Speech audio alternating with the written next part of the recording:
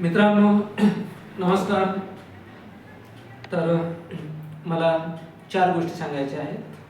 त्याचे प्रमुख टायटल, जरी 18 मिनिटाच्या भाषणामध्ये त्याच्यामध्ये मी 4 गोष्टी सांगितलेल्या आहेत, त्या हेडिंगमध्ये मी सांगतो आहे. पहिली गोष्ट आहे शैक्षणिक क्षेत्र, शैक्षणिक क्षेत्रातील शुद्धीकरण. दुसरी आहे आध्यात्मिक, म्हणजे आध्यात्मिक क्षेत्रातील शुद्धीकरण. तिसरी आहे राजनैतिक, राजकारण,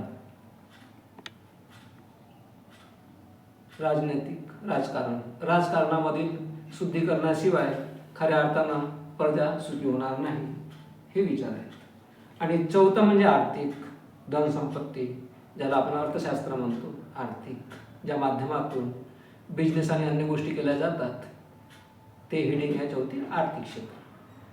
ह्या 4ही क्षेत्रामध्ये जेव्हा शुद्धीकरण होईल आणि माणसाच्या भाव तिथे देव हे संता जीवाने आचारा वाचून पाहिलं का कोणी, हे गोष्ट कळेल, तर आमच्या ह्या अत्यंत महत्त्वपूर्ण गोष्टीला ताकद मिळेल, ज्याच्या भरोश्यावरती संपूर्ण ऑल इंडियामध्ये, कारण की शैक्षणिक क्षेत्र आहे, विद्यार्थी ताकदवर बनले.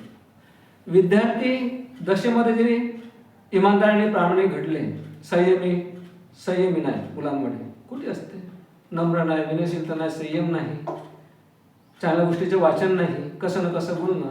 आणि म्हणून संत कबीराने म्हटलेलं आहे, सगळे अनर्थ घडविणारे आपला तोंड असते. शब्द संभाल कर बोलिये, शब्द के हात ना पाव, एक शब्द करे औषधी, दुजा करे ना घाव. आणि ते म्हटलेलं आहे. साधू संतांसाठी पण त्यांनी सांगितलेलं आहे, पोट पोती पढी पढी जगमुहा पंडित भयाना कोई, ढाई आखर प्रेम का पडे सो पंडित होई. तर भाषण तुम्ही पहिलेच दिलेलं आहे. आता 4 गोष्टीची हेडिंग सांगायची होती, सांगितलेली आहे. ठीक आहे, चलो.